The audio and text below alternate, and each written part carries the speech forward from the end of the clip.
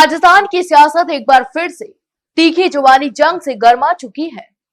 पूर्व मुख्यमंत्री अशोक गहलोत की सोशल मीडिया पोस्ट पर पलटवार करते हुए बीजेपी प्रदेश अध्यक्ष मदन राठौड़ ने कांग्रेस पर जोरदार हमला बोला है। राठौड़ ने कहा कि संविधान की हत्या कांग्रेस ने की है, न कि बीजेपी ने।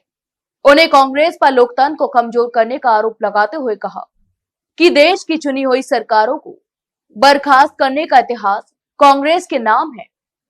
यहां तक कि मदन राठौड़ ने कहा कि जब राम मंदिर आंदोलन चल रहा था, तब कांग्रेस ने बीजेपी शासित 5 राज्यों की सरकारों को बर्खास्त कर दिया था।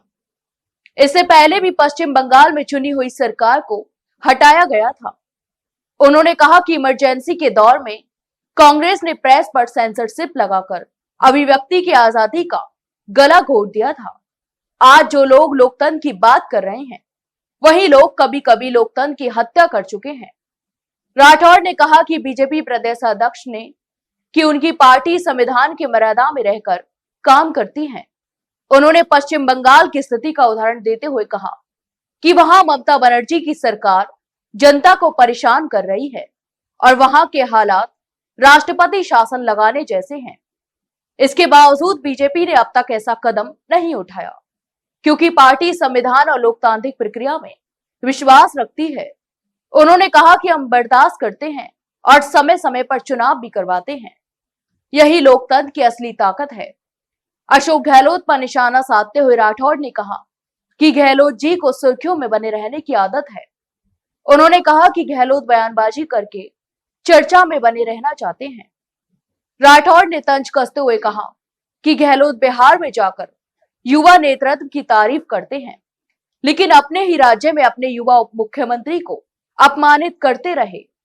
यहां तक कि राठौड़ ने सवाल भी उठाया, जब राजस्थान में सचिन पायलट उप मुख्यमंत्री थे, तब उन्हें नकारा और निकम्मा क्यों कहा गया, उन्हें प्रताड़ित क्यों किया गया। उन्होंने कहा कि गहलोत खुद को युवा राजनीति का समर्थक बताते हैं, लेकिन राजस्थान में युवाओं को आगे बढ़ने नहीं देते।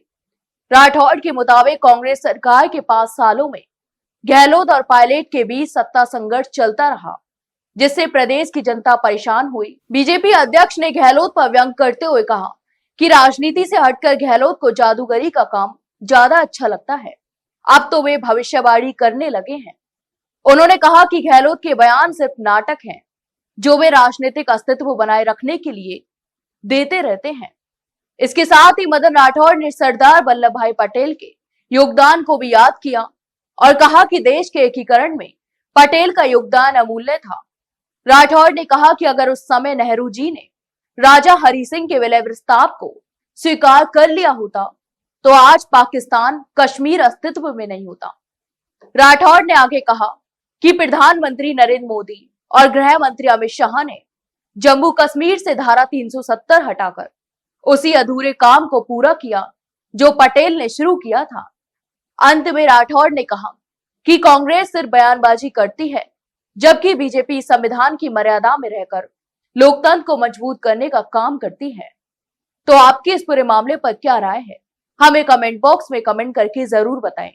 वहीं वीडियो को लाइक और शेयर जरूर करें और हाँ, चैनल को सब्सक्राइब करना ना भूलें। फिलहाल के लिए इतना ही। जल्द मिलते एक नई जानकारी के साथ, तब तक के लिए नमस्कार।